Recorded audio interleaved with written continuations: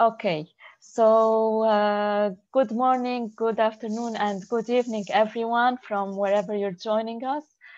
As I've told you, the session will be fully held in English, and simultaneous interpretation is available. For any assistance, please don't hesitate to write us on the chat box. And please, for all your questions to Professor Ritzen, please address them in the Q&A box. So I am Stephanie Boustany, and I'm very happy to be your host today. And I'm also very honored to have this KnowTalk with Jo Ritzen, Honorary Professor at Maastricht University. Welcome, Professor Ritzen. Thank you. So just to give you a little bit of background about Professor Ritzen. So he's a Dutch national, physics engineer and economist. He has taught in different universities in the US and in the Netherlands. He was the Minister of Education, Culture and Science of the Netherlands from 1989 to 1998. He is actually one of the longest serving ministers of education in the world. Subsequently, he served as Vice President of the World Bank's Human Development Network and as President of Maastricht University. He has written or co-authored 14 books and many articles, often co-authored, in the fields of education, economics, public finance, and development economics. Welcome again, Professor Ritzen. So first of all, to set the scene, could you please give us a little bit of background information and tell us what knowledge indicators may imply? Right. So that was the topic in which we agreed I should talk. And dear audience, great that you're there. I very much like to draw you in, and that from the perspective of what you are doing at the moment, because you are in one of the areas in which I do have some expertise. You can see from me that I have had a life also behind me in many directions. Also, Stephanie Boustany was so nice to mention that. So I speak from the background of also a professor, someone who is interested in to see how things work and analyze that. That's what professors do, people in academia. As a minister, and particularly as a minister from the perspective of what would I like to know about my field, about the society and my field, Minister of Education and Science and Culture. Also as an administrator in a university, what is the goal of a university? What is the knowledge you need to make it succeed in reaching that goal? And thirdly, as a policy advisor at the World Bank. And still, I'm doing quite a bit of policy work in the sense of trying to help governments, sometimes also other universities, to think about the future of their country or their university in the sense of what they may contribute. And that is where the knowledge indicators come in. So they are there, of course, to inform. They are not there as, say, loose pieces, sterile pieces. No, they are there for a purpose. That's what they are drawn up for. And that all started in my lifetime, no, but before my lifetime. I saw it happening first with national accounts, but then mostly concentrated when it was about what is relevant for policy, that is investment in physical capital. And from there on, it went to other elements. But first, important to realize this was all done on a national basis. So the national point of view is one which applies to indicators. So you collect knowledge indicators to show how your country is doing with respect to these indicators in order to, with a purpose, in order to achieve economic growth. And economic growth was always the perception behind knowledge indicators and behind also the driving forces of خلف القوى المحركة للاقتصاد. عندما نتحدث عن القوى المحركة يتم تحديدها في حياتي على سبيل المثال. عندما كبرت study economics jointly with physics, I noticed that human capital was at the process of being invented. It wasn't there in the full scale as we know it now. And it came across the board as something which we knew was important, but had never been as much realized. Human capital and knowledge came in as production factors because you couldn't explain the world anymore with only the accumulation of physical capital, with what countries do in order to generate more investments in machines and in buildings. That's physical capital.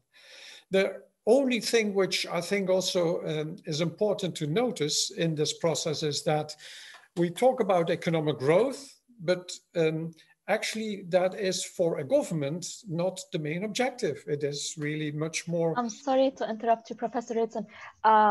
Do you want to share your screen?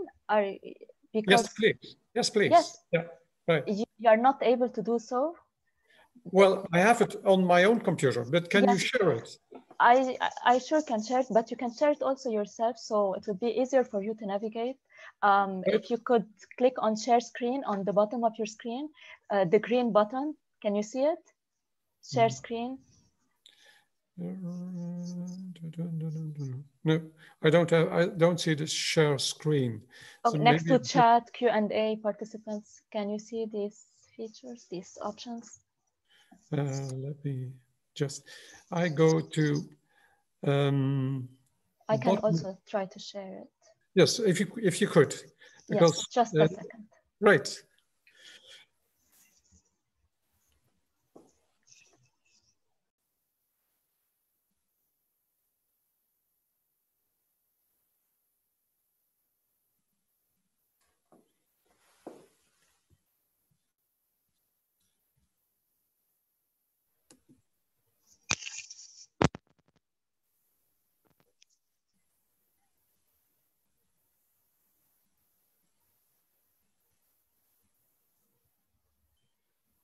Right. Okay.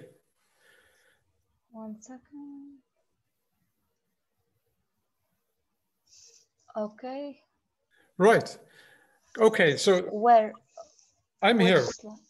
Right. One? I'm going on to the third one because anyway, what I just covered was up to the the first two slides. So to where we are is we want to know what moves our country and in what way is what moves our country comparable to what happens in other countries. So the important point here is that human capital and knowledge are, as we know, even more important than physical capital, except that physical capital is something we can easily measure, we think. We measure it simply by US dollars or any other dinars invested in the country, or the accumulation of physical capital in terms of machines and buildings. Now there's something odd happening on the screen, but anyway, it's difficult to measure, and also it is embodied. I'll try again. Right. Sorry. No, this is our new form of communication. It's far less polluting than going across the ocean. And anyway, also in other real life settings, there may be problems.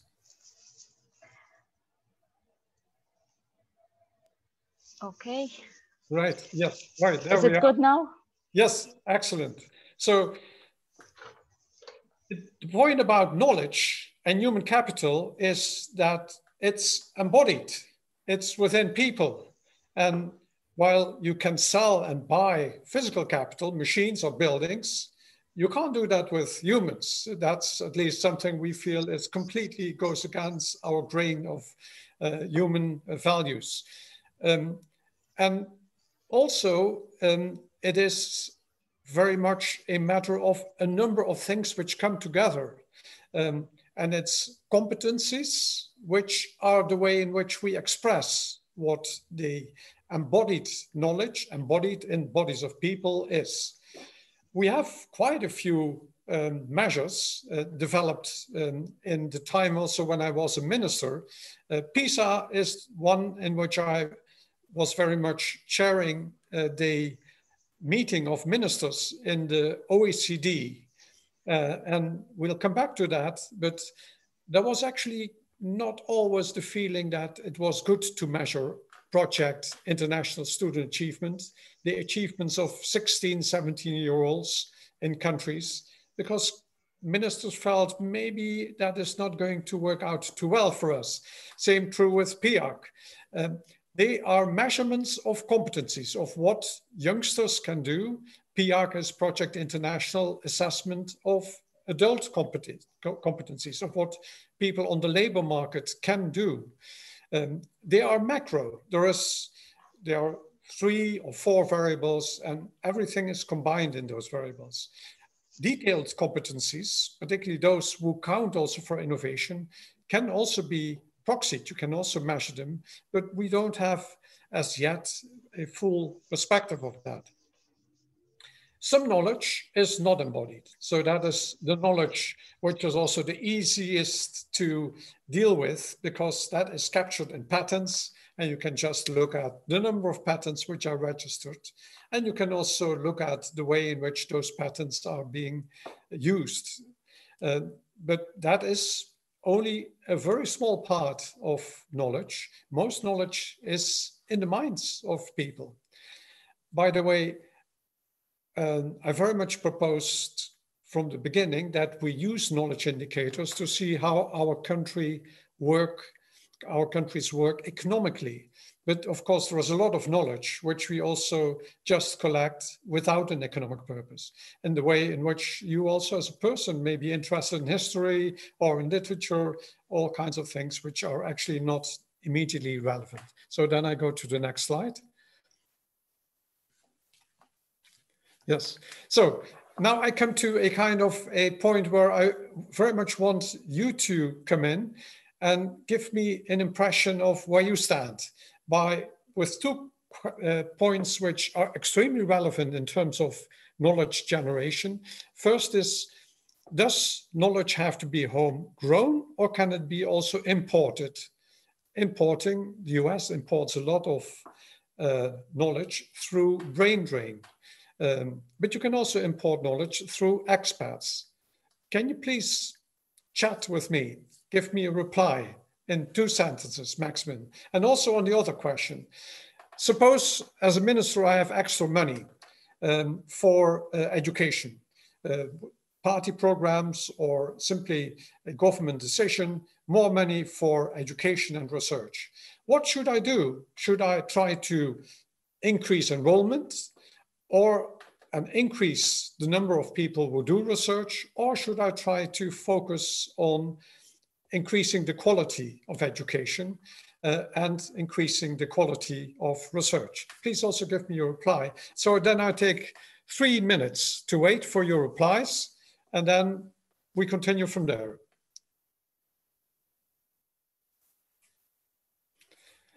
And the replies should be in the chat box, and I'm going now to look up the chat box. We already have 2 answers, or 3. Khawla is saying both. Lama, knowledge can be imported. Jack is saying that it depends on the character of the individuals, also character, etc., and also their home upbringing. The quality, increase the research and quality of education. It is not only homegrown, it could be imported and adopted and learned. Increase the quality of research skills at school level and universities. It can be both, it can be both, can be imported.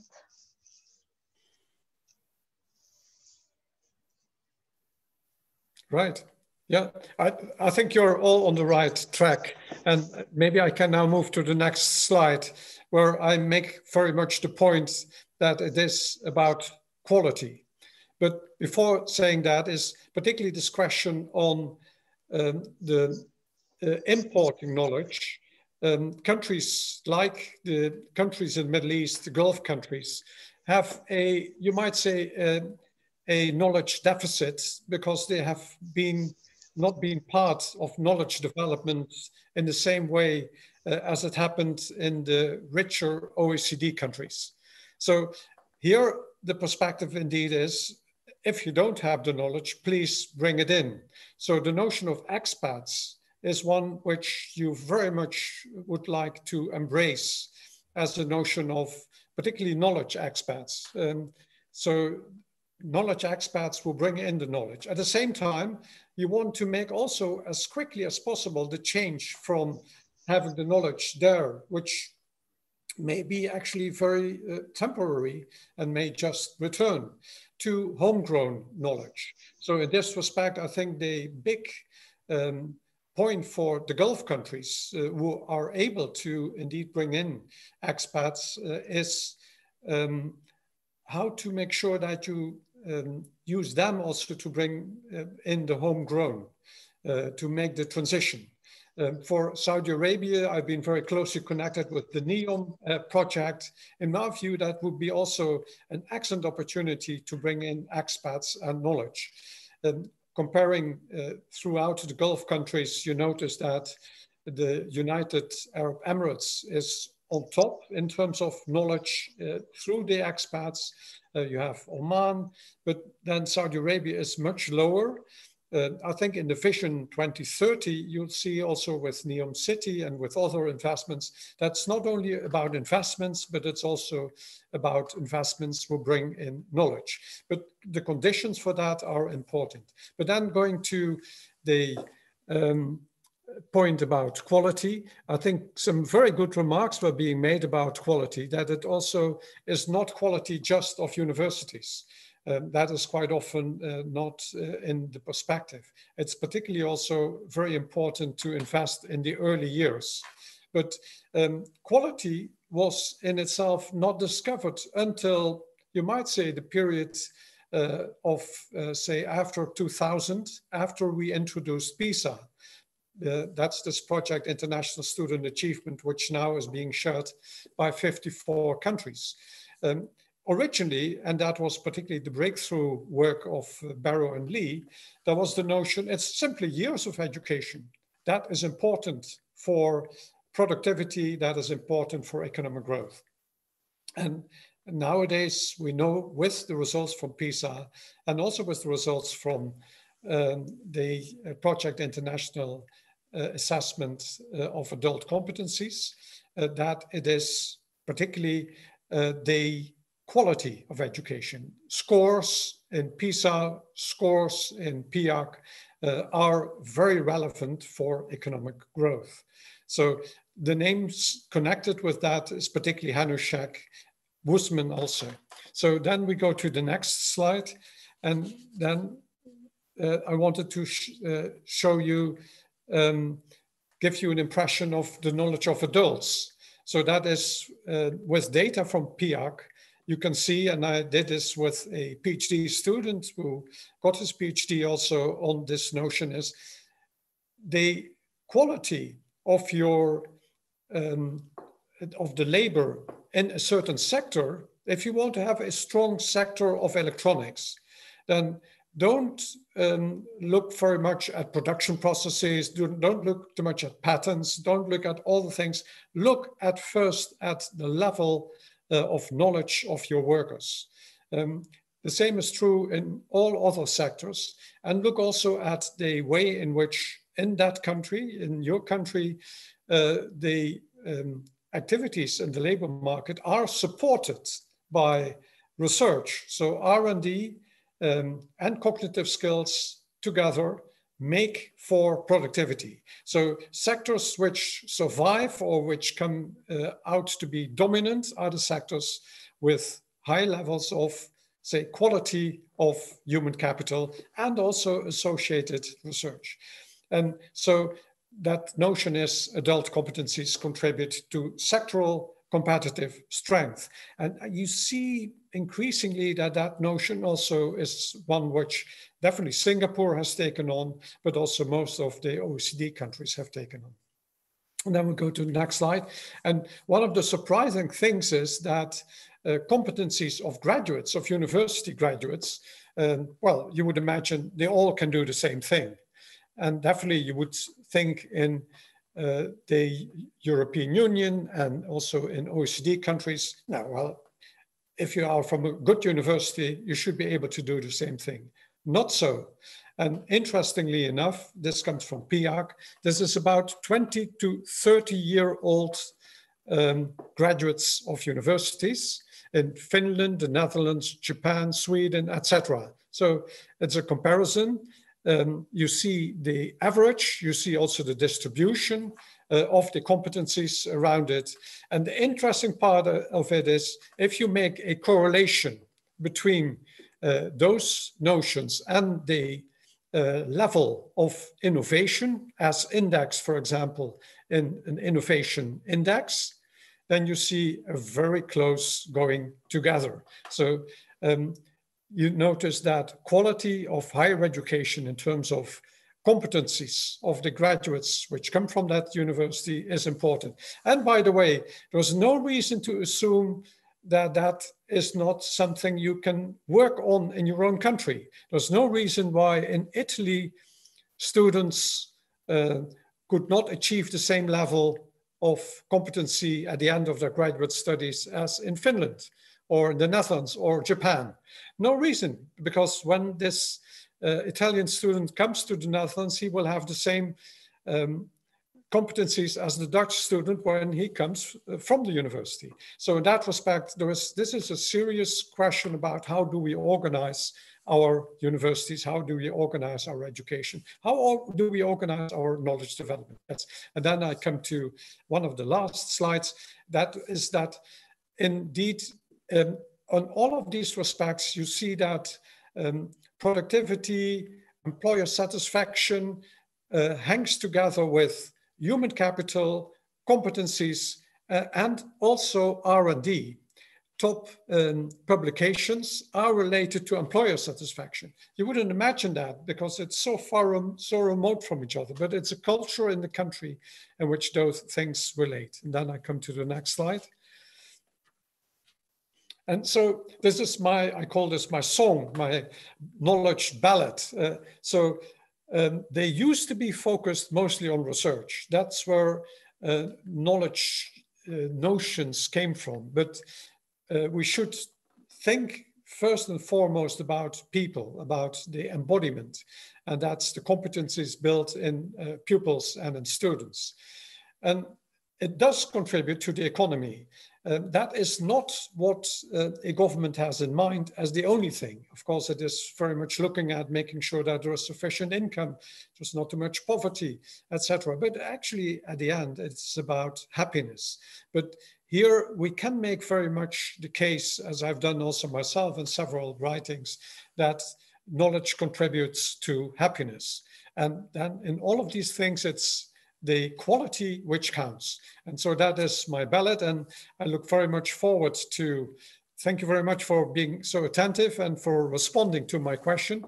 And so I go to Stephanie for the further discussion and for the questions and answers. Yes, thank you very much, Professor Ritzen. That's a really insightful presentation. I have a few questions for you before we move on to the questions from the audience, and I invite the audience to drop their questions in the Q&A box. So, as a policymaker and a practitioner, I want to ask you about the relevance of these knowledge indicators. So, as a previous minister, could you tell us a little bit how do decision makers really benefit from the knowledge indicators because we always hear that knowledge indicators are supposed to guide and inform policy making, but does that really happen and how? Thank you. Yes, no, Stephanie, thank you very much for that question, because that is very much, I think, the reason why I so much support knowledge indicators. You want to know. It is important also for you might say, the political debate with the population, within the government, to make sure that you know where you stand and what you can do better, or where you can improve the livelihoods of people. So, no, from that perspective, I think that also all of the governments in OECD countries are very much aware of the fact of where they stand. They also contribute to a lot of debate. And here it's always the, there are two ministers who feel that they can go together. That's the Minister of Economic Affairs and the Minister of Education and Science. They can work together in this respect because the Minister also of Economics will always think about knowledge as important for the development of the country. Thank you, Professor Ritzen. So another question about data fallibility and like the issue of lying with data or data unavailability. So like sometimes some countries, they lie with their data, and how can we detect all this? Right, and yeah. What can we do about it? So this has been my experience in the World Bank, but also in years before that, some countries are actually very much in the state in which they, on the political level, feel that data are a threat because the data may show that you're not doing so well. And so you like then to manipulate data or just be not too clear about data. So this is something in which every government has to come to itself, because in the end, you lose out as a country. And also as a minister, you're aware that you're not living there for that moment, but that you also want to be known as having done the right thing, say some 20 years after that. So in that respect, also, I think ministers feel in general quite responsible for making sure that proper data are collected. It is not so easy, and it is not such an easy debate, because quite often politically, data may turn against you. There was a discussion when we talked about PISA, in which one of the countries' ministers said, that was in the OECD, said, but what happens if my country turns out not to be so highly productive in education with bad PISA results, which indeed happened? And I said, well, in my view, that is reassuring, because then you know that you can do something about it. If you don't know it, you can't do something about it. So no, data availability is important. It looks quite often, why should we collect all those data? But data are extremely important to be informed. I mean, it's just like, so in this respect, I also would argue as a physicist, if you don't know your data, then you can't invent electricity. You can't send a rocket to the moon. You can't have a car which is driving. You need the data in order to be able to drive the economy. This is so true. I couldn't agree with you more. And as they say, like you can't manage something you can't measure. Like you need to measure something in order to be able to manage it and develop it and make it better. So I had a few more questions prepared, but we have lots of questions in the Q&A box. So I'll take now a question from Professor Hugo Hollanders. So he's asking, how can countries then improve the quality of their educational systems, assuming that there are no differences in students' learning abilities across countries? That's an amazing question, on which also throughout my life, actually, I've done quite a lot of research and where we have now a book by a Professor Hattie, which is called Visual Learning, which looks into total 500 different studies which have been done on the way in which you organize education for the best results. So that is what it is about. And we know here exactly what it is. It is the quality of the teacher. So it's a matter of making sure that you have the circumstances to attract the best teachers, and also to give them the opportunity to teach, say, more or less according to what they have learned and what they know. The minister doesn't know how to teach. I mean, the minister should provide the circumstances for good teaching. And the good teaching should be one in which, first of all, salaries are sufficient to have good teachers. That is something which is not the case in many countries. And at the same time, then attract very good people and give them the opportunity to teach. Hugo, is that a good answer? We should ask Professor Hollanders. But yes, it is a great answer. So following on the previous question and on your answer, Zina Anime is asking, how should policymakers in developing countries consolidate the ever-increasing gap between educational outcomes of private versus public institutions, which also exacerbates inequality? Right, yeah, so I can see that as a huge problem of our world, the general problem of a increase in income inequality almost worldwide, but then turning into an inequality which is persistent because the rich can afford things for their children, which the poor cannot, or the people who are not in the top 10% of the population. That is, in a way, a recipe for disaster. The only ways in which that can be done is through both national and international efforts. So in the World Bank, I think we were quite, when I was there, we were quite successful in establishing substantially more money for education for developing countries. Still, it's not enough. This was the Global Education Fund.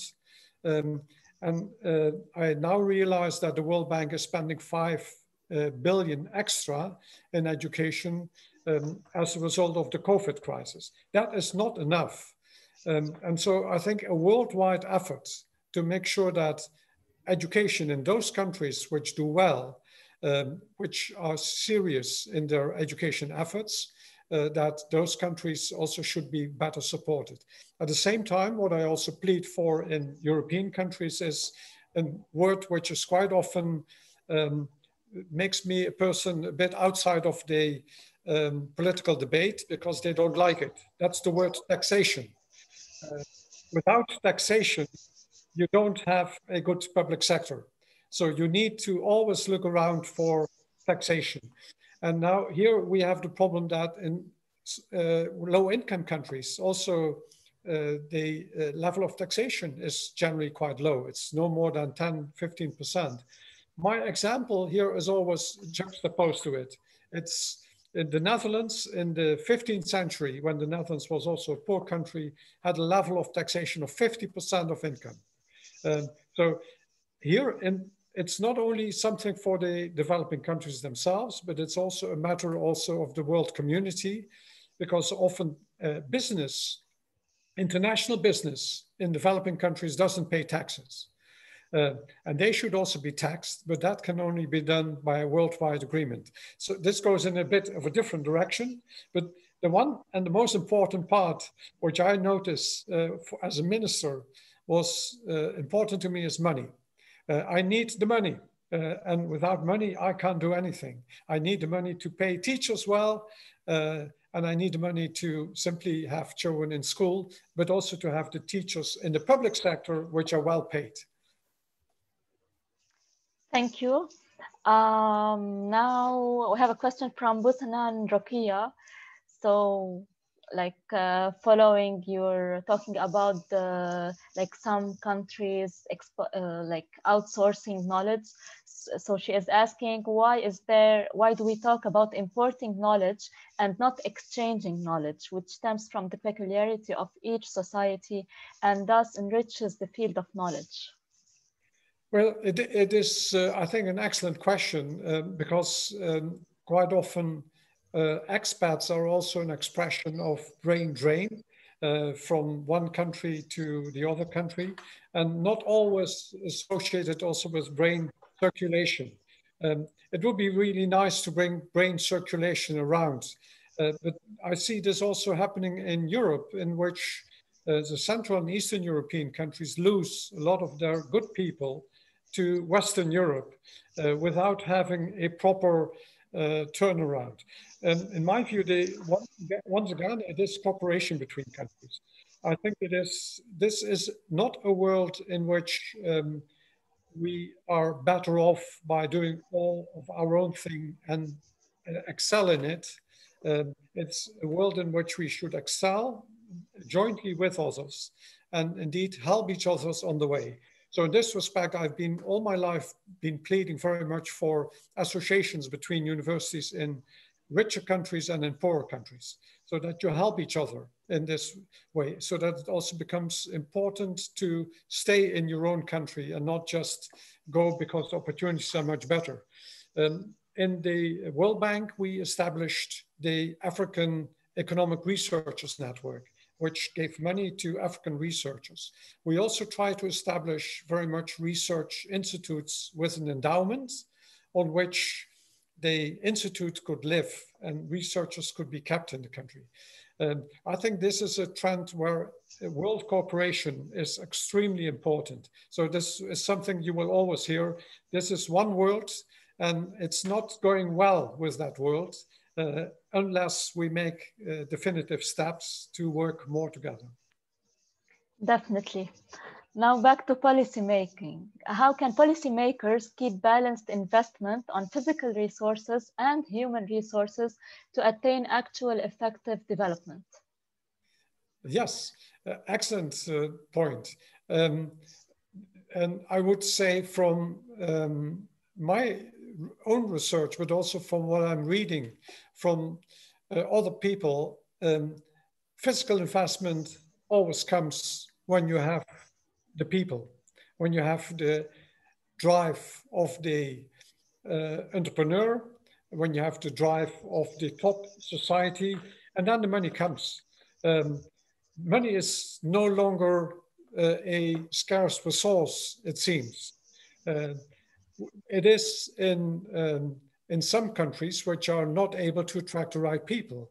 So when I look at also the United Arab Emirates, so I'm a great admirer of the development model of the United Arab Emirates and also of Singapore, who did the right thing. They started with education. China these days is also completely starting with education, and the rest will follow.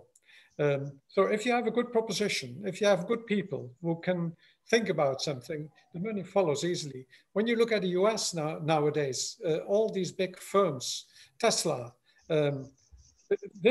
started with smart people and smart skills. Facebook started with those things. These days, we think of Facebook as a rich company. It was completely funded on the basis of almost zero investment, and then had good people and attracted lots of money on the stock market and came in as rich. So forget about fiscal investment, I almost would say, because that will follow.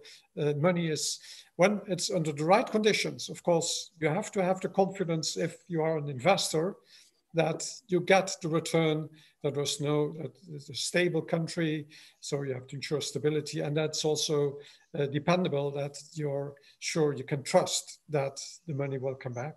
But then the balance is an easy one.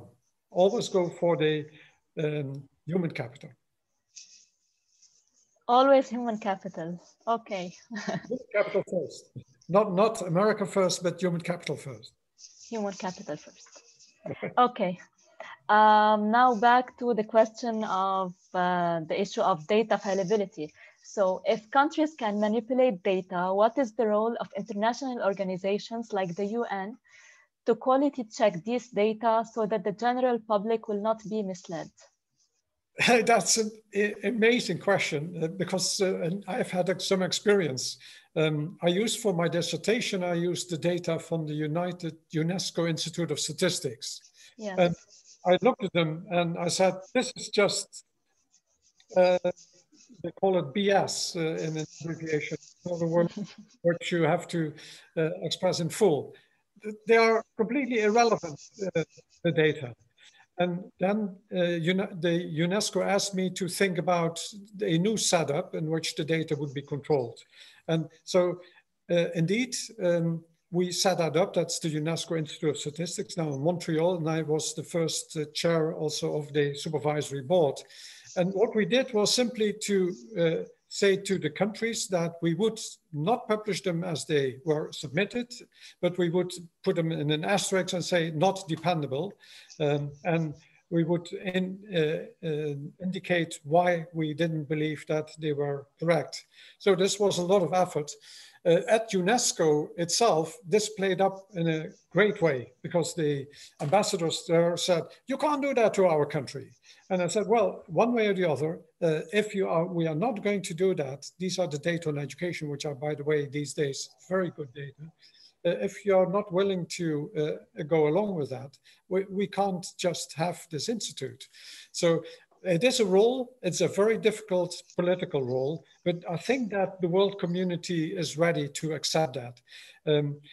Now, not always easy, but the notion that statistics are not your property, are not your thing to generate, but are available for your population and in that respect for the world is one which we, I think, might want to express much stronger in United Nations fora. So there I agree in full that we need to have a discussion on this. First of all, if you're misleading with data, you're first of all misleading your own people. It's not so as much that you're misleading others, but you're not simply doing your job. So you're deceiving your people. And I think that is something in which we should express that data should be holy, should be guaranteed, correct, and internationally also certified. It is so true. And also, like, we have faced the same problem in the Knowledge Project while collecting data for the Global Knowledge Index. So as you know, we've been producing it since 2017. And like every year when we want to collect data, so you mentioned the database, I'm not gonna repeat it. So it's the same database. So when we check for some values on education, we see that no, like some values don't make sense. And like for some values and for some countries, like you can easily detect it. You can just see the trend. And sometimes like you have values for, like, let's say enrollment in secondary education, let's say. So it's 20%, 25%, 23%, and then it's 80% on the next year. Yeah. So yes. Yeah. So we always go back to the database and we ask them, and like they are always so responsive, and sometimes they remove some data points because they notice that they do not really make sense. Yeah, so it would be important, I think, to have a discussion at the United Nations level about the importance of public data which are reliable, and about not manipulating data, and simply for the purpose of international comparisons, but also for people in their own country, that they know what is really happening. Yes. Okay, someone is asking, it's a question in Arabic, trying to translate it. Okay, so he's asking, what are the data that policymakers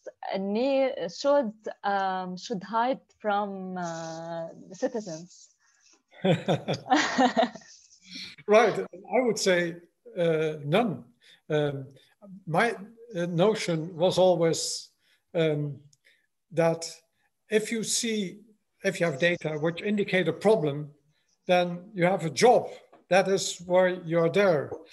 But that is not always true for most politicians. I must say I was in this respect quite unusual. Most politicians like only to see things which go well in their country. So it is, but particularly quality data are things which policymakers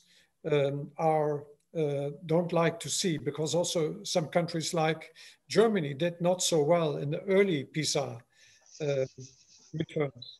At the same time, other countries like, in this respect, I feel China and also Singapore, Asia has given a great stimulus to indeed look at data. And they have, from the beginning, they have been participating in data collections, in a way in which he said, we don't want to hide because we like very much to make sure that we do better.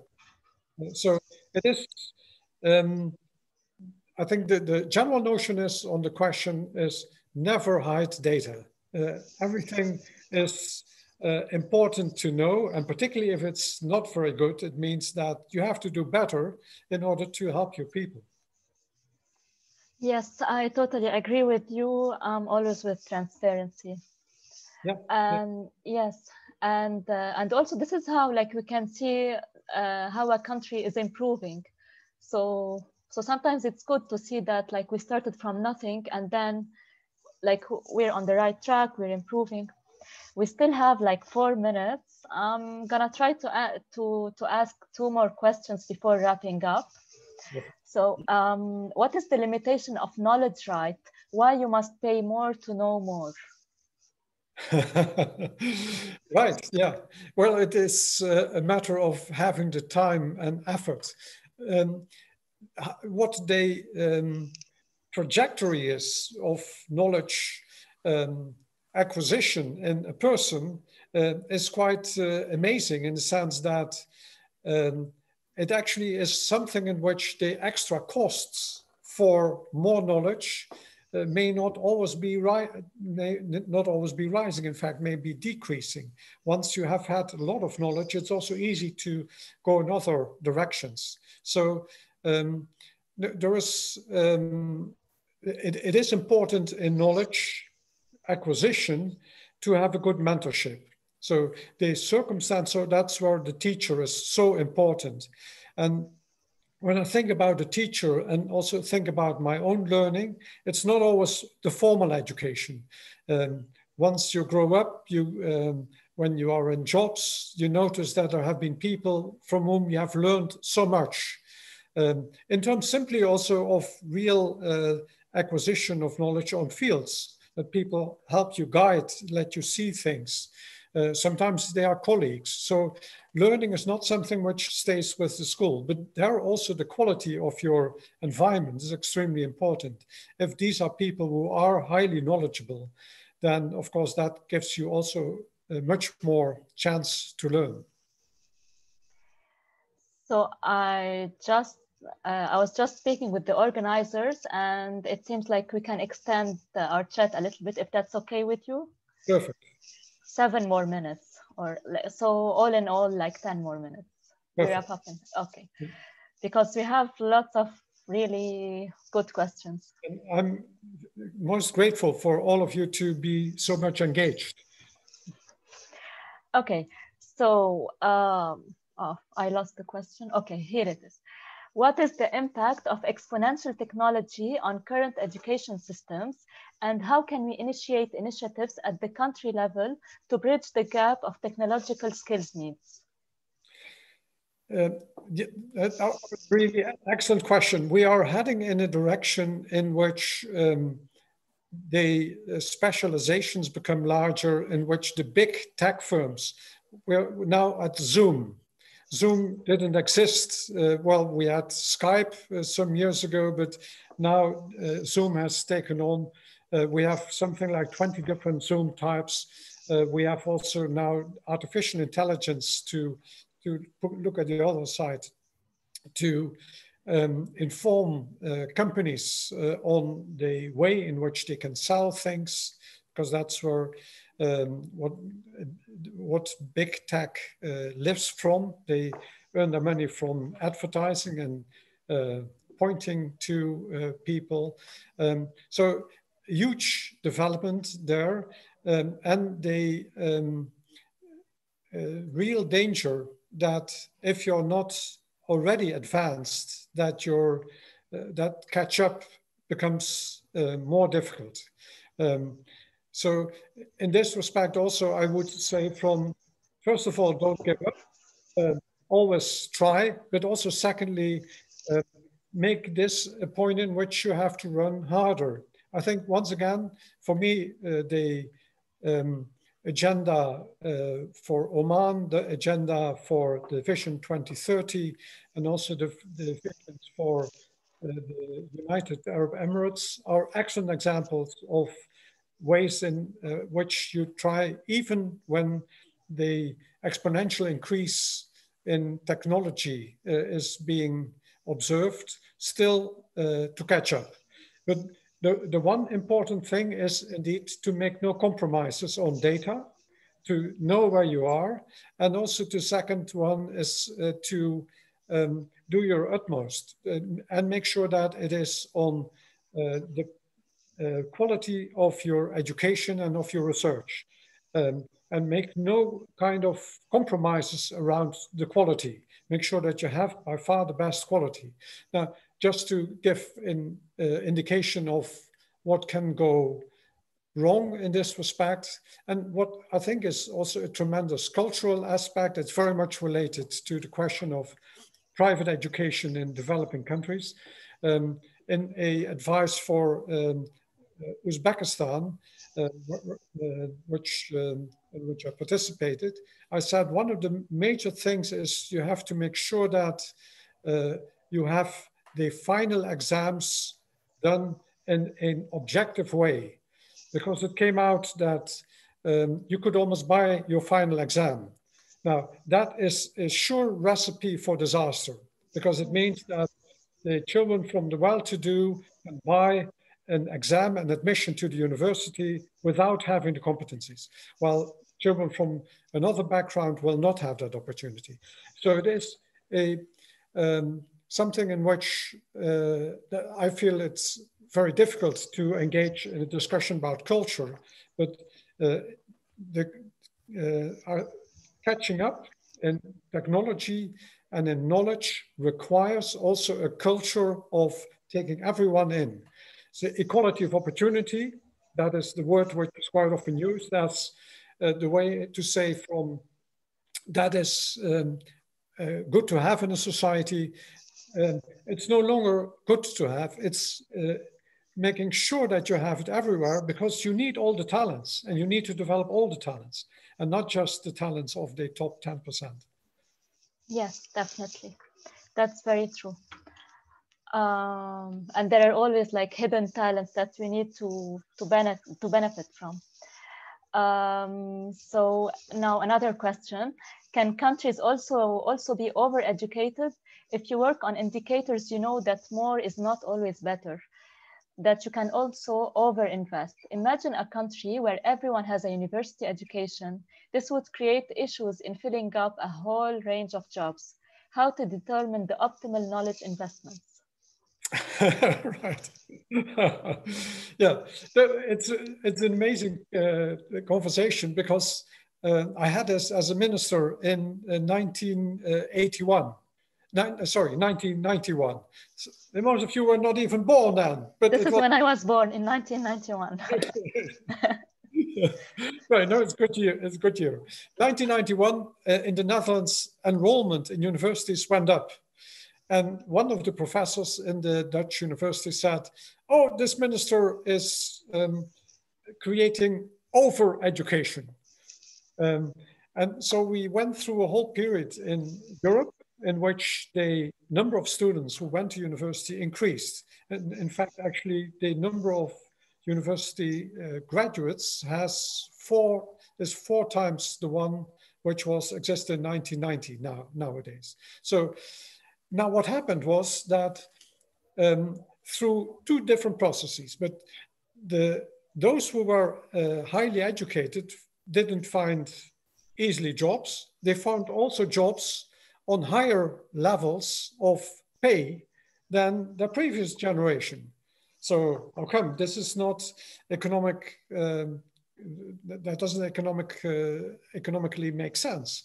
A larger supply of people, so all on the labor market, so the employers can pick and choose, and would say that that they only want to have the very best, and the rest will become unemployed. That didn't happen. So the number of jobs kept not only track with the number of graduates, but it even increased. And so even now, higher education graduates are more scarce than people with lower degrees of education. And that has a lot to do with the changes in the production process, in the way in which we work, you need increasingly well-trained people. And that is the technology increase, so the technology spiral almost, which you see. And where the interesting part is that it's the people themselves who create the jobs. So once you are a, say, physics graduate these days in Eindhoven, then you create your own company. 50% creates their own company, and they do actually pretty well. So the center now of chip machine production, it's not the chip, the computer chips, the machines which make the computer chips is in Eindhoven, completely from graduates from the university. And so in this respect, also universities have changed and have prepared people to be their own entrepreneur, to come with a startup and then with a scale-up. So the limits of university training is very much determined by what the background of people is, how well they can qualify for a good university training. Thank you so much. I don't think we can take any more questions. It's already 6 or 7 here, so we're already 7 minutes over the time. So we're just making up the missing time at the beginning. I'd like to thank you so much, Professor Ritzen, for a great and a really insightful talk. I really enjoyed our conversation, and I think that each of the topics and each of the questions that were asked deserves a session in itself. Thank you once again, and I'd also like to thank our dear audience for all their questions. And I'm sorry for not being able to ask all the questions, but we can keep the conversation going on the hashtag KnowTalks. I'll write it in the chat now on all social media platforms. And I'd also like to thank Jibril for the interpretation. Thank you, Professor Ritzen. And thank you very much. And thank you very much, audience. It was a great pleasure to be here.